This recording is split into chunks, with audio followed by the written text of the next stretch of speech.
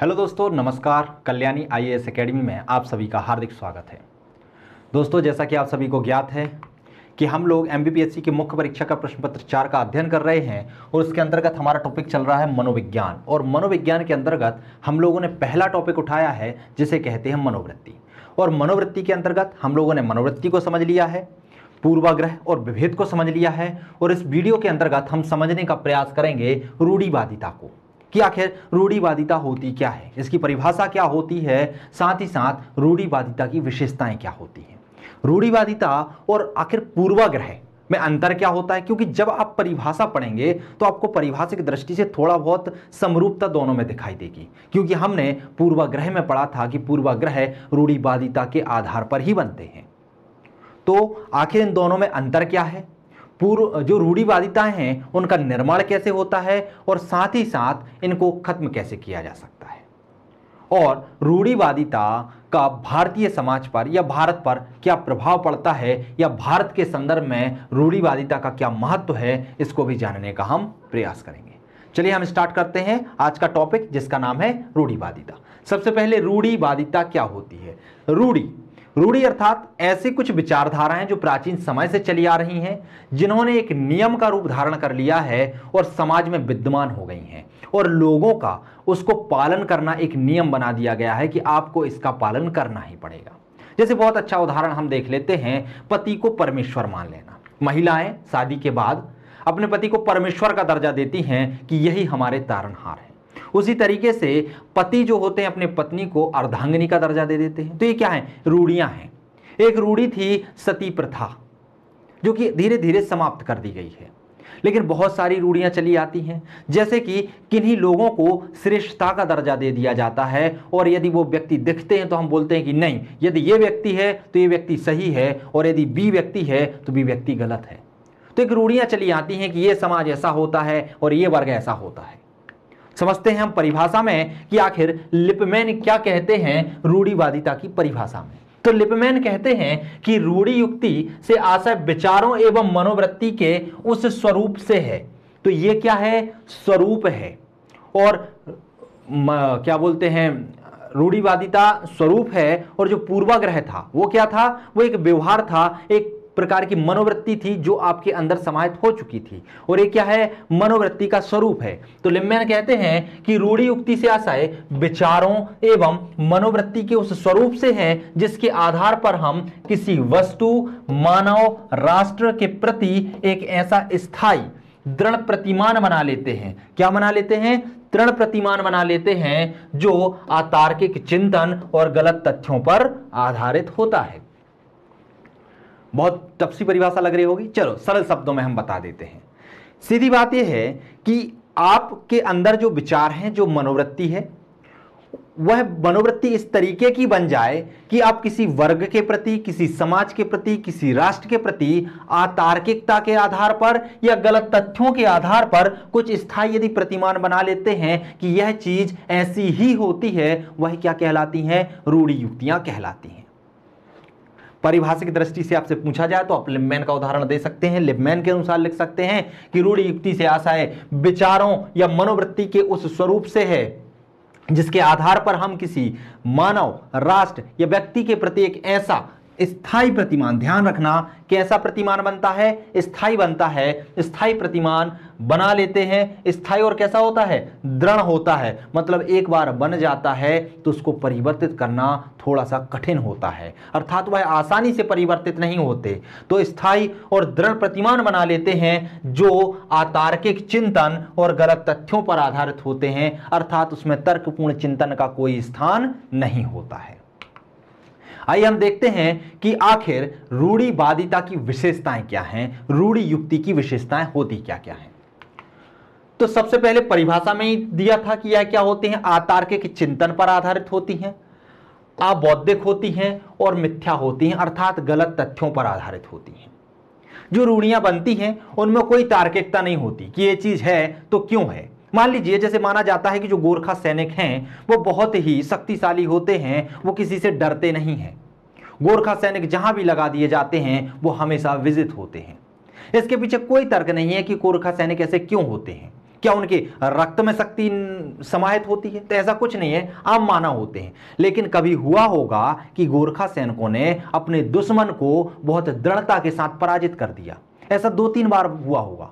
तो एक रूढ़ी बना दी कि जो गोरखा सैनिक होते हैं वो बहुत ही शक्तिशाली होते हैं। तो वो क्या होते हैं? एक अतार्किक होते हैं, अबौद्धिक होते हैं। ऐसा कुछ एक बौद्धिक तरीका भी नहीं है कि एक व्यक्ति को ही आप, एक व्यक्ति ने कभी युद्ध किया उसके आधार पर आपने पूरे समाज को ही उस प्रभावशाली व्यक्ति के तौर पर ही उस पूरे समाज को आप देखने लगे।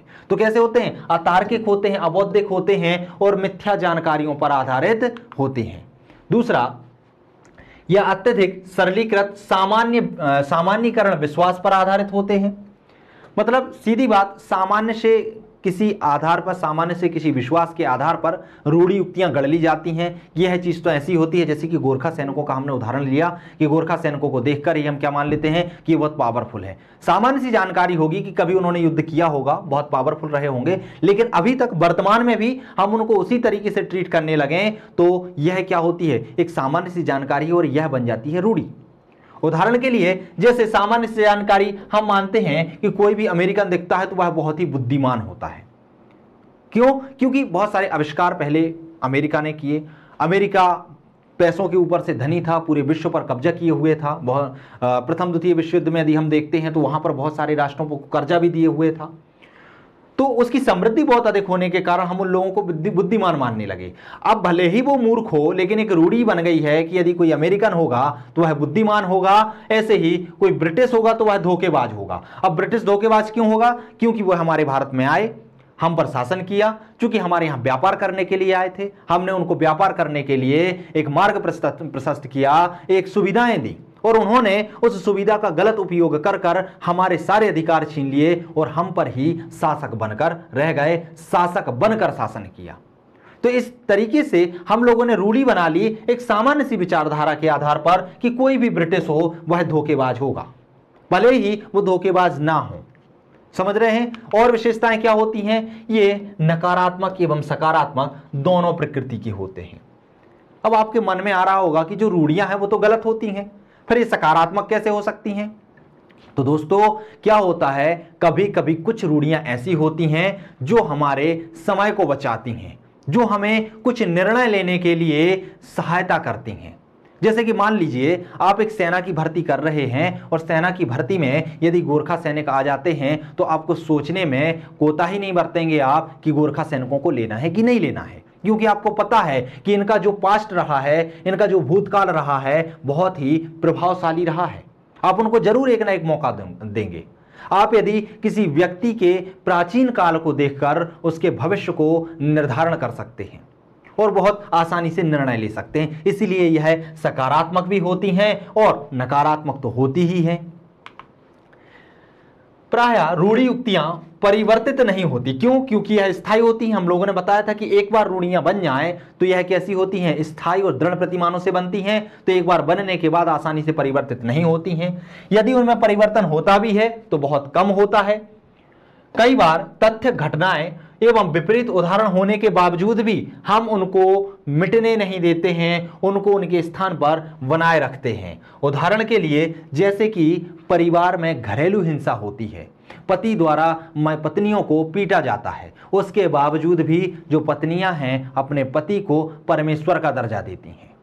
तो एक रूढ़ी बना दी गई है कि आपके ऊपर भले ही कितना भी अत्याचार हो, लेकिन वो क्या करेंगी? आपका सम्मान करेंगी, क्योंकि उनके अंदर रूढ़ियां हैं। वह मान के चलती हैं कि पति परमेश्वर होता है, यदि वह पीट रहा है तो ठीक है, पीटने दो।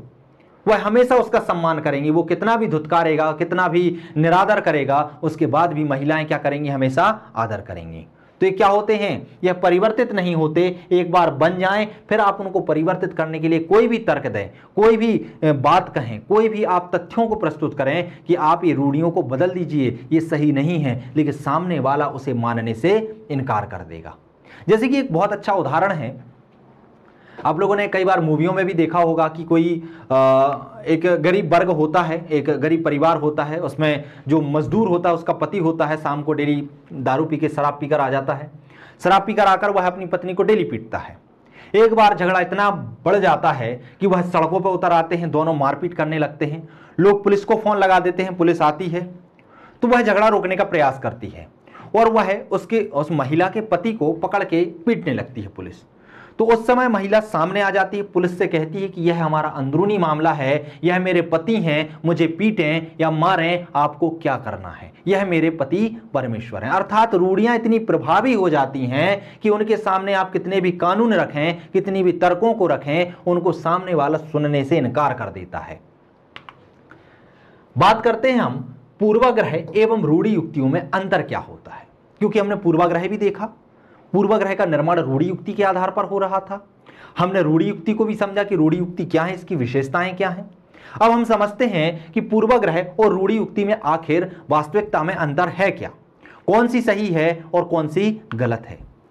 तो यदि हम प्रकृति या स्वरूप की बात करें तो जो पूर्वाग्रह होता है उसका स्वरूप कैसा होता है, नकारात्मक होता है। मैं जब आपको पढ़ा रहा था तो वहां पे मैंने इसके कुछ सकारात्मक पक्ष भी बताए थे, लेकिन ध्यान रखना वो सकारात्मक पक्ष किसके थे, एक उच्च वर्ग के लिए थे। जो समान वर्ग था उसकी कुंठाओं, उसकी संतुष्टि, उसकी आवश्यकताओं को पूर्ति के रूप में यदि देखा जाए तो वह सकारात्मक था, लेकिन एक राष्ट्र की एकता के लिए यह नकारात्मक अर्थों में प्रस्तुत होता है। इसीलिए जो पूर्वाग्रह होता है वो सामान्यतः कैसे स्वरूप में होता है, नकारात्मक में। लेकिन जो रूढ़ि युक्तियां होती हैं वो कई बार समाज को फायदेमंद भी होती हैं और कई बार समाज के लिए नुकसानदायक भी होती हैं। इसलिए इसकी प्रकृति को सकारात्मक एवं नकारात्मक दोनों माना जाता है। व्यवहार की बात करें कि आखिर इनका व्यवहार कैसा होता है, तो पूर्वाग्रह में विरोधी भाव झलकता है, क्योंकि पूर्वाग्रह के आधार पर ही लोग क्या करते हैं, विभेद को जन्म देते हैं। लेकिन रूढ़ि युक्ति में ऐसा कुछ नहीं होता कि विरोध का भाव हो। इसमें अनुकूल और प्रतिकूल किसी भी प्रकार का व्यवहार हो सकता है। क्यों? क्योंकि यह सकारात्मक भी होते हैं और नकारात्मक भी। यदि सकारात्मक होंगे तो अनुकूल का भाव होगा और नकारात्मक रूढ़ि युक्तियां जन्म लेती हैं तो प्रतिकूल का भाव होगा, आप उससे दूरी बनाने लगेंगे। अनुकूल मतलब संपर्क बनाएंगे, संबंध बनाएंगे, प्रतिकूल मतलब दूरी बनाएंगे। घटक क्या होते हैं, तो इसका संबंध मनोवृत्ति के व्यवहार परक घटक से है। अर्थात हमने समझा था कि मनोवृत्ति जब व्यवहार में उत्पन्न हो जाती है तो वही क्या बन जाती है, पूर्वाग्रह बन जाती है और पूर्वाग्रह के आधार पर विभेद बनता है। तो किससे है, व्यवहार परक से है इसका संबंध। लेकिन यदि हम रूढ़ि युक्ति की बात करें तो इसका संबंध मनोवृत्ति के संज्ञानात्मक घटक से अधिक होता है। क्यों? क्योंकि रूढ़ियां संज्ञान के आधार पर बनती हैं, समाज में प्राचीन अनुभवों के आधार पर बनती हैं, इसलिए इसमें संज्ञानात्मक पक्ष का ज्यादा महत्व होता है और पूर्वाग्रह में व्यवहारात्मक पक्ष का महत्व ज्यादा होता है। यदि हम स्थायित्व की बात करें तो जो पूर्वाग्रह है वो स्थायी तो होता है लेकिन कम स्थायी होता है। यदि हम थोड़े से प्रयास करते हैं तो पूर्वाग्रह को परिवर्तित कर सकते हैं। पिछले वीडियो में हमने पूर्वाग्रह को किस तरीके से परिवर्तित किया जाएगा इसके बारे में भी हमने अध्ययन किया हुआ है कि आखिर हम अंतर समूह संबंध बनाकर भी पूर्वाग्रह को खत्म कर सकते हैं। एक आप उनको सही तरीके के तर्क प्रस्तुत कर भी हम पूर्वाग्रह को खत्म कर सकते हैं। लेकिन जो रूढ़ि युक्तियां होती हैं वो क्या है, उनका स्थायित्व थोड़ा सा अधिक होता है। क्यों? क्योंकि यह प्राचीन समय से बनी हुई आती हैं और यह रूढ़ि का रूप ले लिया है, अर्थात जो विश्वास था वह दृढ़ प्रतिमानों के साथ आ चुका है। तो इसको परिवर्तित करना थोड़ा सा क्या हो जाता है, कठिन हो जाता है। यदि हम परिवर्तनशीलता देखते हैं तो इसमें परिवर्तन करना सरल होता है। वो सीधी बात है कि स्थायी कम होते हैं तो परिवर्तन करना सरल होता है और जो रूढ़ि युक्तियां होती हैं उनमें परिवर्तन करना थोड़ा सा कठिन होता है। परिणाम की बात करें तो परिणाम पूर्वाग्रह के द्वारा प्रायः नकारात्मक ही प्राप्त होते हैं। क्यों? क्योंकि इसका स्वरूप ही नकारात्मक है। इसके आधार पर विभेद जन्म लेता है। क्या हो रहा है, विभेद, और विभेद से समाज में अस्पृश्यता, कटुता फैलती है, समाज का विखंडन होता है, देश का विखंडन होता है, देश की अखंडता पर प्रश्न चिन्ह लगता है।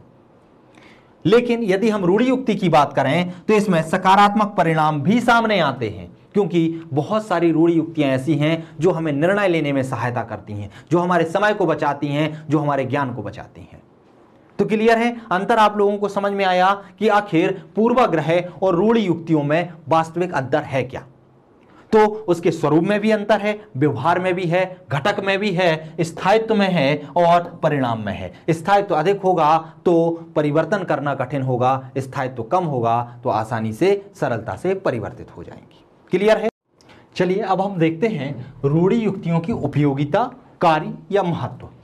यदि आपसे प्रश्न पूछा जाए कि रूढ़ि युक्तियों की उपयोगिता क्या है, या फिर रूढ़ि युक्तियों के कार्य क्या हैं, या फिर प्रश्न पूछा जाए कि रूढ़ि युक्तियों का महत्व क्या है, तो उसका जो महत्व है, जो कार्य है, जो उपयोगिता है, वो एक ही है। अर्थात जो पॉइंट हम अभी पढ़ने वाले हैं, आपसे प्रश्न किसी भी प्रकार का पूछा जाए, चाहे उसमें उपयोगिता पूछी जाए, चाहे कार्य पूछे जाएं, चाहे महत्व पूछे जाएं, आपको वही पॉइंट लिखने हैं। चलिए हम देखते हैं कि आखिर रूढ़ि युक्तियों की क्या उपयोगिता है, आखिर यह है किस तरीके से मानव को प्रभावित करता है, या मानव के लिए या समाज के लिए उपयोगी सिद्ध होता है। चूंकि रूढ़ि युक्तियां समाज के लिए इसलिए आवश्यक होती हैं क्योंकि वह समाज को क्या करती हैं, लाभ पहुंचाती हैं। लाभ पहुंचाने का मतलब क्या होता है, बहुत सारे ऐसे कार्य होते हैं जिनका निर्धारण रूढ़ि युक्तियां करती हैं। अच्छा, कौन कौन से होते हैं, तो चलिए हम समझने का प्रयास करते हैं। पहला होता है मानव व्यवहारों को निर्देशित करना। रूढ़ि युक्तियों के आधार पर मानव का व्यवहार निर्देशित हो जाता है कि यह व्यक्ति का व्यवहार कैसा है, यह किस तरीके से कार्य करेगा। और यह कैसे होता है, यह प्राचीन से चली आ रही मान्यताओं के आधार पर जो रूढ़ियां बन जाती हैं, उसके आधार पर ही नियुक्त होता है।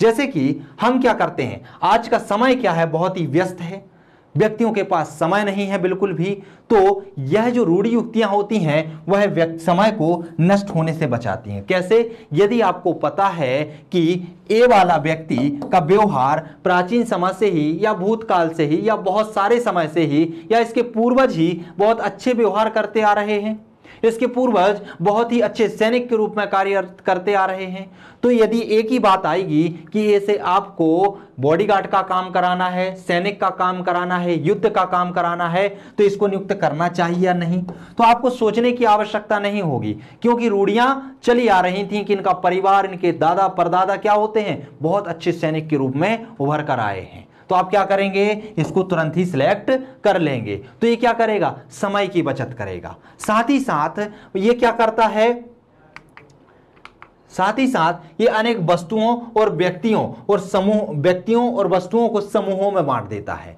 समूहों में बांटने से हमें हर व्यक्ति का अलग अलग परीक्षण नहीं करना पड़ता, क्योंकि यदि इसने बांट दिया कि ये वर्ग का व्यक्ति बहुत ही परिश्रमी होता है और बी वर्ग का व्यक्ति बहुत ही आलसी होता है, तो हम क्या करते हैं, यदि हमें निर्णय लेना है कि हमें एक बहुत अच्छा काम कराना है, बहुत अच्छे व्यक्ति से कराना है, तो हम फटाक से ए का निर्णय ले लेंगे।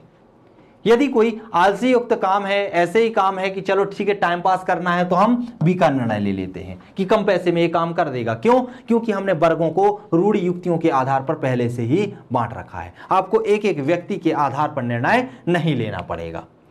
यह क्या करता है, भविष्यवाणी करने में मदद करता है। कैसे करता है, रूढ़ि युक्तियों के आधार पर ये वर्ग बन जाते हैं, वर्ग की कुछ विशेषताएं होती हैं जो हमारे मन में छाप लगा देती है। जैसे कि गोरखा सैनिकों के विषय में माना जाता है कि यह बहुत ही परिश्रमशील या बहुत ही युद्धात्मक तरीके के सैनिक होते थे। तो जब कभी गोरखा सैनिकों की बात आती है तो आपके मन में क्या हो जाता है, आपके मन में विचार बनने लगता है कि गोरखा जो सैनिक होते हैं वो बहुत अच्छे से युद्ध कर सकते हैं। यदि कोई युद्ध चल रहा है और उस युद्ध में यदि गोरखा सैनिक भाग ले रहे हैं, तो आप पहले से ही भविष्यवाणी कर देते हैं कि गोरखा सैनिकों की तो वैसे ही जीत होगी, क्योंकि आपने रूढ़ियां बनी हुई हैं कि गोरखा सैनिक कैसे हैं, बहुत ही परिश्रमी हैं। यह समाज के सामने व्यक्तियों और समूहों की प्रतिमाएं प्रदान करता है। व्यक्तियों और समूहों को क्या करता है, प्रतिमाएं प्रदान करता है। जो लोगों के यदि कुछ व्यक्ति होते हैं, उनके यदि व्यवहार हैं, तो व्यवहारों में संशोधित करने का प्रयास करता है या उसे परिमार्जित करने का प्रयास करता है। इसके आधार पर लोग अपने व्यवहारों को, अपने संस्कारों को सुधारने का प्रयास करते हैं। इसके आधार पर ही व्यक्ति को सामाजिक जीवन में, सामाजिक व्यवहारों में एवं प्रकृति को समझने में मदद मिलती है। किससे, रूढ़ि युक्ति से।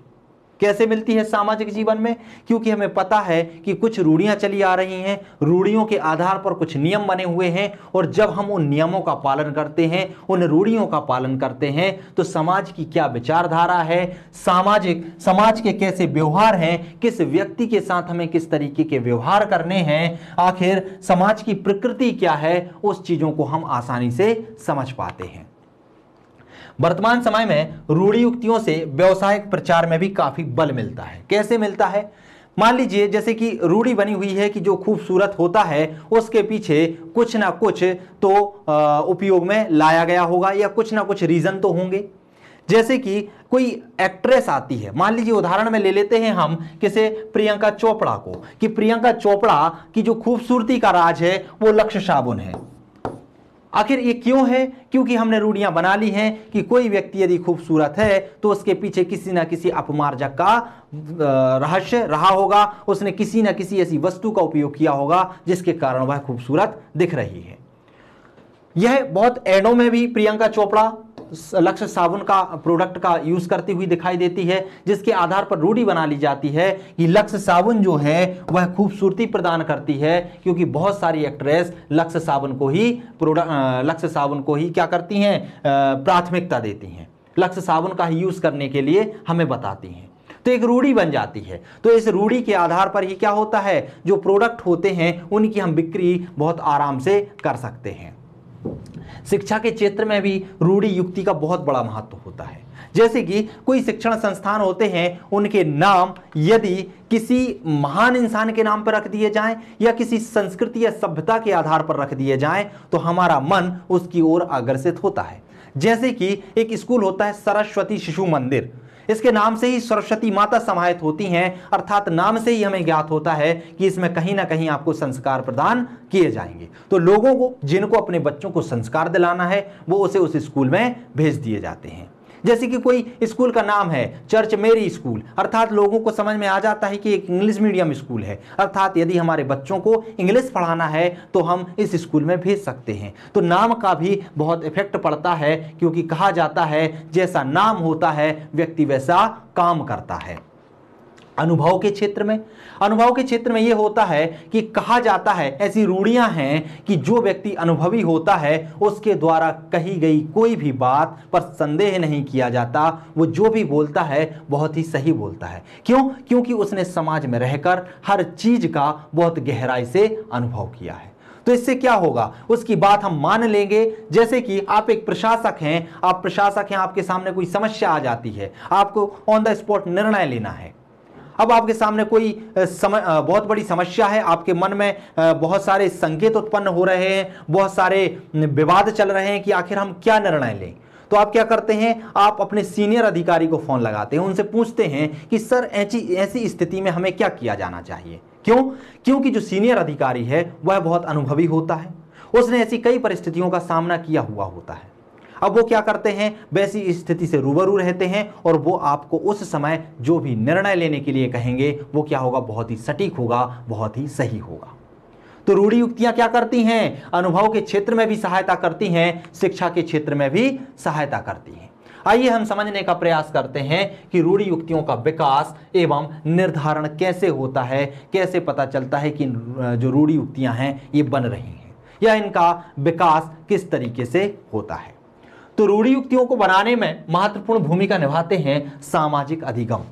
सामाजिक अधिगम मतलब क्या होता है, समाज के लिए कुछ नियम और कानून बना दिए जाते हैं जो धीरे धीरे कठोरता से पालन किए जाने लगते हैं और एक समय बाद वो रूढ़ि के रूप में आगे आ जाते हैं। रूढ़ि युक्तियां भी समाज में रहकर सीखी जाती हैं। वरिष्ठ लोग अन्य समूहों या सदस्यों के बारे में बच्चों को जैसा बताते हैं उसी के अनुसार बच्चे क्या संज्ञान बना लेते हैं और व्यवहार कर लेते हैं। ध्यान रखना, जो नियम बनाए जाते हैं वो समाज में रहने के लिए बनाए जाते हैं, समाज को सुचारू रूप से चलाने के लिए बनाए जाते हैं। बच्चों को अपने जो पूर्वज होते हैं वो नियमों का पाठ पढ़ाते हैं, उनसे बोलते हैं कि तुम्हें बड़ों का आदर करना है, तुम्हें छोटों से प्यार करना है, देश की अखंडता को बनाए रखना है, देश राष्ट्रभक्ति अपने अंदर समाहित करके रखना है। तो ये क्या है, ये रूढ़ियां हैं, यह समाज को सही तरीके से चलाने के लिए बनाए गए नियम होते हैं जो आगे चल के रूढ़ियों का रूप ले लेते हैं। मिथ्या ज्ञान क्या होता है, मिथ्या ज्ञान अर्थात आंशिक ज्ञान या गलत ज्ञान जो अनुभव पर आधारित होते हैं। मतलब क्या होता है कि आपने कभी कुछ ऐसा अनुभव किया, उस अनुभव के आधार पर आपने क्या है, एक रूढ़ि बना ली, उस रूढ़ि के आधार पर रूढ़ि का क्या करने लगेंगे, आप विकास करने लगेंगे। आप एक नियम बना लेते हैं कि यह चीज ऐसी ही होती है और उसके आधार पर आप क्या कर लेंगे, नियम का पालन करने लगेंगे, अपने बच्चों को भी वैसा ही बताने लगेंगे और धीरे धीरे वह समाज में एक रूढ़ी बनकर उभरने लगेगी। लेकिन ये जो चीज बनी है वो कुछ अनुभव से बनी है, वह आंशिक ज्ञान से बनी है, उसके पीछे कोई बृहद ज्ञान नहीं था, कोई बृहद अनुभव नहीं था। इसके आधार पर भी रूढ़ी बन जाती है। अर्थात यदि किसी एक जाति, वर्ग या समूह का कोई व्यक्ति कोई अनुचित व्यवहार कर जाता है तो उसके समूह या जाति के बारे में लोग क्या बना लेते हैं, वैसी धारणा बना लेते हैं कि इस जाति के लोग हमेशा गलत काम ही करते हैं। याद करिए, मैंने कुछ दिनों पहले वीडियो में आपको बताया था कि एक व्यक्ति पोटरा लेके कपड़े बेचने जाता है। वो एक गांव में जाता है, गांव में वह कपड़े बेचता है। एक महिला बोलती है, भैया कपड़े दिखाइए, मुझे कपड़े खरीदने हैं। वह 2 घंटे उसके बर्बाद कर देती है, फिर बोलती है कि नहीं मुझे कपड़े नहीं चाहिए। वो आगे जाता है, एक महिला और होती है, उसी जाति, उसी धर्म, उसी समूह की होती है, वो भी ऐसा ही करती है। तो उस व्यक्ति के मन में उन 2 व्यक्तियों के आधार पर पूरे समाज के प्रति एक विचार बन जाता है, एक धारणा बन जाती है कि इस समूह, इस जाति, इस वर्ग के लोग ऐसे ही होते हैं जो समय बर्बाद करते हैं और सामान नहीं लेते हैं। जब ये धारणाएं आगे बढ़ती जाती हैं, बच्चों को दी जाती हैं, बच्चों को बताया जाता है कि नहीं ये समूह ऐसा होता है, यहां पर नहीं करना है काम, ये समूह ऐसा होता है, वो अपने बच्चों को बताते हैं। धीरे धीरे किसका रूप ले लेते हैं, रूढ़ियों का रूप ले लेते हैं और रूढ़ियां आगे चलकर पूर्वाग्रह बन जाती हैं। सांस्कृतिक मान्यता, प्रत्येक पीढ़ी व समाज अपने अन्य समूह, जातियों, देशों के बारे में कुछ ना कुछ अनुकूल और प्रतिकूल धारणाएं बना के चलती हैं, उनका प्रचलन होता है, उनका पीढ़ी दर पीढ़ी क्या होता जाता है, हस्तांतरण होता रहता है और हस्तांतरण होने से वह रूढ़ियों का विकास हो जाता है। अर्थात संस्कृति में क्या होता है, संस्कृति को बनाए रखने के लिए, अपनी जाति को उच्च स्थान पर रखने के लिए, समाज में एक प्रतिष्ठा पाने के लिए लोग बहुत सारे नियम बना लेते हैं। अपने बच्चों को अपनी पीढ़ियों में वही नियम क्या करते रहते हैं, हस्तांतरित करते रहते हैं, उन्हें प्रदान करते रहते हैं और उसी प्रदानता के द्वारा पीढ़ी जब पीढ़ी निकलती जाती है तो अगली पीढ़ी में वही नियम कठोरता के साथ पालन किए जाने लगते हैं और वो नियम रूढ़ी का क्या ले लेते हैं, स्वरूप धारण कर लेते हैं, रूढ़ि युक्ति में परिवर्तित हो जाते हैं। सामाजिक दूरी, सामाजिक दूरी से क्या होता है, जब हम लोगों से दूरी बना लेते हैं तो हमारे मन में बहुत सारी क्या आने लगते हैं, नकारात्मक भाव या गलत फहमियां पैदा हो जाती हैं उस वर्ग के प्रति जिसके वर्ग के हम संपर्क में नहीं हैं। हमें धीरे धीरे ऐसा लगने लगता है कि वह बहुत गलत कार्य करता है, उसमें कुछ भी अच्छाई नहीं है और धीरे धीरे हम क्या करते हैं, उसकी जो गलतियां हैं, जो गलत फहमियां हैं, उनको समझते जाते हैं और उन गलतियों के आधार पर कुछ धारणाएं बना लेते हैं और वह धारणाएं पीढ़ी दर पीढ़ी जाकर एक रूढ़ी में परिवर्तित हो जाती हैं और उन दोनों समूहों में अलगाव की भावना जन्म ले लेती है। उदाहरण के तौर पर यदि हम देखें कि आखिर सामाजिक दूरी कैसे कार्य करती है, सामाजिक दूरी में ऐसे होता है कि मान लीजिए आप भारत के नागरिक हैं और कुछ व्यक्ति पाकिस्तान के नागरिक हैं। आपने देखा कि आप अपने समाज में रहते हैं लेकिन पाकिस्तानियों से आपको पीढ़ी दर पीढ़ी पहले से ही धोखा मिलता आ रहा है। कई बार दंगे होते आ रहे हैं, तो धीरे आपने नियम बना लिए कि नहीं हमें पाकिस्तानियों से दूर रहना है। पाकिस्तानी जो होते अच्छे नहीं होते हैं, हमारे देश के लिए हमला करते हैं और पाकिस्तानियों के साथ साथ मुसलमान जो एक कम्युनिटी होती है जो पाकिस्तान में बहुत संख्यक में होती है, उसके प्रति भी लोग क्या बना लेते हैं, धारणा बना लेते हैं। चूंकि मुसलमानों के साथ लोग रहते नहीं हैं, हिंदू लोग दूरी बनाकर रह रहे हैं। दूरी बनाने से क्या होता है, उनकी जो अच्छाइयां होती हैं वो उन्हें पता नहीं होती। दूरी बनाकर उनके अंदर कुछ गलत फहमियां जन्म ले लेती हैं कि प्रत्येक मुसलमान आतंकवादी होता है। तो इस गलत फहमियों के आधार पर वह रूढ़ियां बना लेते हैं और उस मुसलमानों से ईर्ष्या करने लगते हैं। उसी प्रकार से जो मुसलमान होते हैं वो हिंदुओं के प्रति ईर्ष्या बना लेते हैं कि यह हमें आतंकवादी की दृष्टि से देखते हैं। वो क्यों देखते हैं उसका पता नहीं होता। क्यों? क्योंकि जब दोनों का संपर्क होगा, एक दूसरे की विशेषताओं को जानेंगे, एक दूसरे की गलतफहमियों को दूर करेंगे, तभी तो उन्हें बंधुत्व की भावना का विकास होगा। लेकिन होता क्या है, सामाजिक दूरी के कारण इनमें क्या होता है, कुछ रूढ़ियां बन जाती हैं और इन रूढ़ियों के आधार पर अलगाव की भावना जन्म लेती है। प्रतिष्ठा, संसूचन या सुझाव, इसके द्वारा रूढ़ियां कैसे जन्म लेती हैं? तो लोग दूसरे समूहों, वर्गों, जातियों या धर्मों के सदस्यों के बारे में इसलिए भी रूढ़ियां बना लेते हैं क्योंकि उनके समूह के प्रतिष्ठित लोग का वैसा ही सुझाव या विचार रहता है। प्रतिष्ठित लोग जैसी बात कह देते हैं आप उन्हीं चीजों को मान जाते हैं। आपके पूर्वजों ने कहा कि खाना हाथ धोकर खाना चाहिए, आपके पूर्वजों ने कहा कि इस जाति से दूरी बनाकर रहना चाहिए, तो आप कोई तर्क नहीं करते हैं, कोई प्रश्न नहीं पूछते हैं, उसके आधार पर एक रूढ़ी बना लेते हैं कि ये जो समाज है जिससे मेरे पूर्वजों ने, मेरे वरिष्ठ लोगों ने दूरी बनाए रखने की बात कही है, वो कहीं ना कहीं गलत होगा। और वो गलत होने की भावना धीरे धीरे रूढ़ी का रूप ले लेती है। अज्ञानता, आप किसी वस्तु के विषय में, किसी चीज के विषय में जब बिल्कुल भी नहीं सोचते, तथ्यों का ज्ञान नहीं रखते हैं, तो अज्ञानता के आधार पर भी रूढ़िता बनने लगती है। अज्ञानता के कारण एवं वास्तविक सूचनाओं के अभाव में रूढ़ियों के निर्माण का मार्ग कैसा होता जाता है? प्रशस्त होता जाता है, मार्ग बनता जाता है। क्योंकि जब तक आपको किसी वस्तु, किसी व्यक्ति, किसी समाज, किसी जाति के विषय में सही ज्ञान, सही तथ्य मालूम नहीं होंगे, जब तक आप बौद्धिकता के आधार पर निर्णय नहीं लेंगे, तब तक रूढ़िवादिता का जन्म होता रहेगा। कटु अनुभव क्या होते हैं? यदि किसी व्यक्ति को किसी से कष्ट पहुंचता है तो वह उसके और उसके समूह, जाति के बारे में अनेक नकारात्मक रूढ़िवादिताएं बना लेता है, अनेक रूढ़ियां बना लेता है। सिर्फ एक व्यक्ति के आधार पर पूरे समाज को उस दृष्टि से देखा जाने लगता है। वह एक व्यक्ति रहता है जो किसी एक व्यक्ति से, किसी कटु अनुभव से गुजरता है, वह अपने बच्चों को निर्देश देता है कि यह व्यक्ति, इसका समाज ऐसा है, तो वह व्यक्ति उस समाज को, उस व्यक्ति को उस नजरिए से देखने लगता है और धीरे धीरे उसके पीछे के तर्कों को छोड़कर व्यक्ति रूढ़ियों का पालन करने लगते हैं और रूढ़ियों का निर्माण कर लेते हैं। आइए हम समझने का प्रयास करते हैं कि भारतीय संदर्भ में रूढ़िवादिता का क्या महत्व है, या भारतीय संदर्भ में रूढ़िवादिता किस तरीके से कार्य कर रही है। तो भारत में हमें पता है कि भारत में अनेकता में एकता है। भारत में बहुत सारी जातियां हैं, बहुत सारे संप्रदाय हैं, बहुत सारे धर्मों के लोग रहते हैं और कहा जाता है कि विविधता में एकता यहाँ की सांस्कृतिक धरोहर है, यहाँ की विशेषता है। क्योंकि भारत में जिस तरीके की एकता है वह विश्व में कहीं भी देखने को नहीं मिलती है। यहाँ पर बहुत सारे धर्म हैं, यहाँ पर बहुत सारी संस्कृतियां समाहित हैं, यहाँ पर बहुत सारी जातियां हैं, लेकिन फिर भी यहाँ इतनी सारी अनेकता होने के बावजूद लोगों में एकता है, एकता की भावना है। किंतु यहां पर विभिन्न समूहों, जातियों, धर्मावलंबियों के तनाव एवं संघर्ष की घटनाएं घटित होती रहती हैं। भारत में अनेकता में एकता तो है, लेकिन जो बदलता परिदृश्य हो रहा है, जिसमें सभी धर्मों के जो प्रमुख होते हैं वो अपने धर्म को श्रेष्ठता प्रदान कराना चाहते हैं। और श्रेष्ठता कब प्रदान होती है? जब दूसरे धर्म को ईर्ष्या की दृष्टि से देखा जाता है, उसे नकारा जाता है।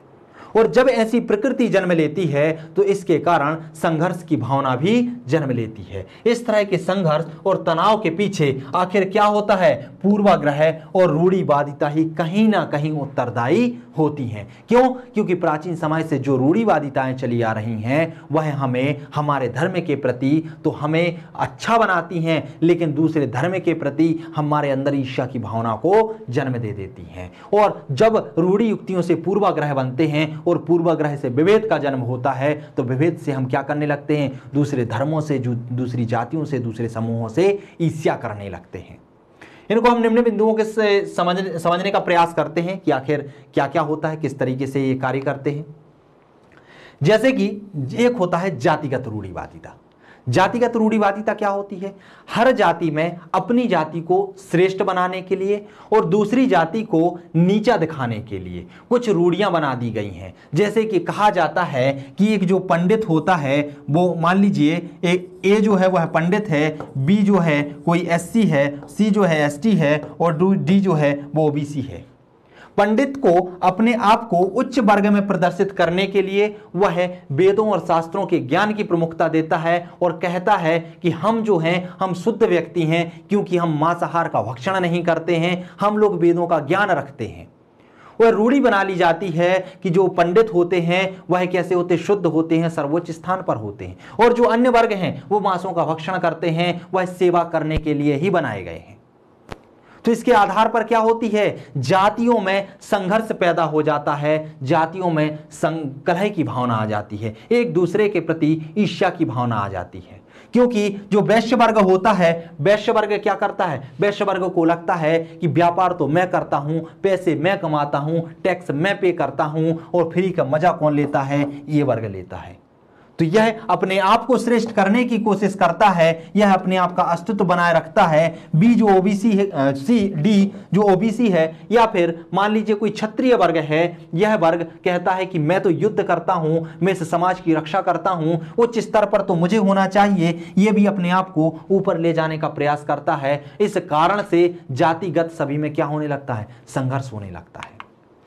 धार्मिक रूढ़िवादिता, धार्मिक रूढ़िवादिता से क्या होता है, सभी धर्म अपने आप को श्रेष्ठ बतलाना चाहते हैं। हिंदू धर्म इस्लाम धर्म से श्रेष्ठ बनना चाहता है, इस्लाम धर्म हिंदू धर्म से श्रेष्ठ बनना चाहता है। इसके आधार पर एक दूसरे धर्मों में वाद विवाद उत्पन्न होने लगते हैं, कलह की भावना जन्म ले लेती है। एक भारत में अनेक भारत बन जाते हैं, लोग अपने अपने धर्म की प्रमुखता के आधार पर अपने अपने संगठन बनाने लगते हैं और उनका प्रचार प्रसार करने लगते हैं।